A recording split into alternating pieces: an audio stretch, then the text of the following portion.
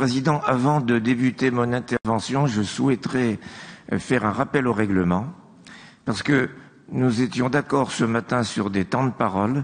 Nous faisons tous les efforts de notre côté pour les respecter. J'ai demandé à tous les intervenants de mon groupe de réduire leurs interventions de façon à tenir dans les délais.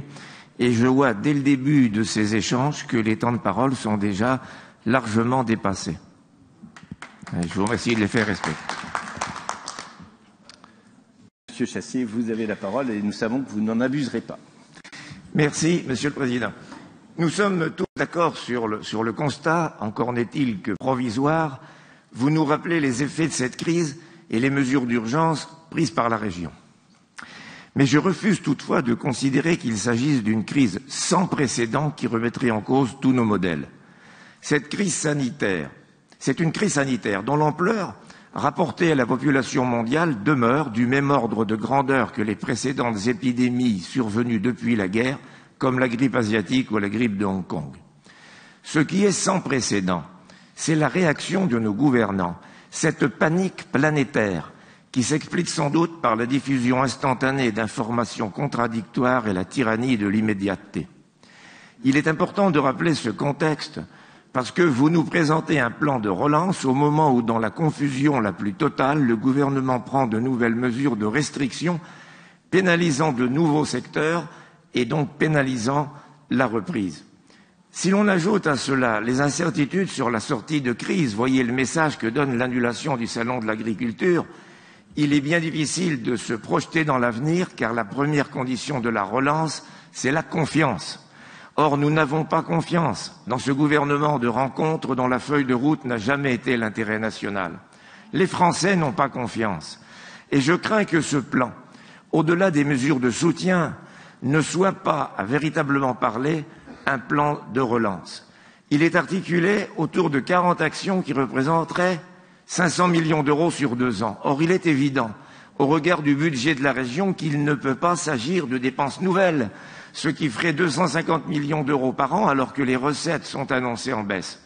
Même en incluant le fonds REACT-UE, entre 80 et 100 millions d'euros pour la région, on est encore loin du compte. Et quand on examine le détail, il est extrêmement difficile de distinguer les dépenses nouvelles, qu'il s'agisse de nouvelles actions ou d'accélération sur les projets déjà en cours, et plusieurs actions ne sont même pas chiffrées. Des mesures du plan d'urgence sont également reprises, on additionne les fonds de solidarité, les prêts de la BPI, etc.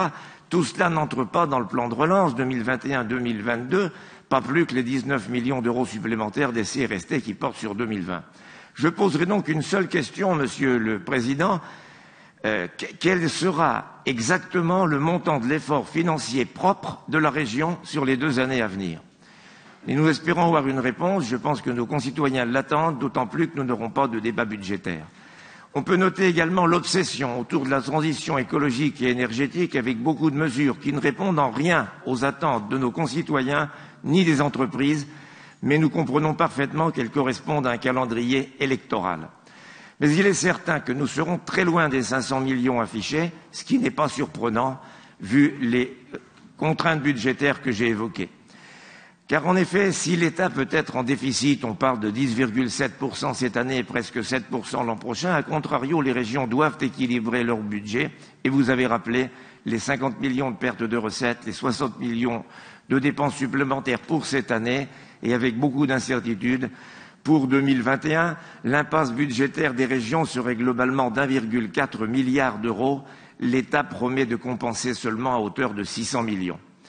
Enfin, il faut être bien conscient des ordres de grandeur. L'impact de la crise sur l'économie régionale, c'est une perte de 8 milliards d'euros en 2020, en espérant que ça ne s'aggrave pas. L'essentiel des mesures d'urgence reposait sur des dispositifs gouvernementaux que seul le budget de l'État peut supporter.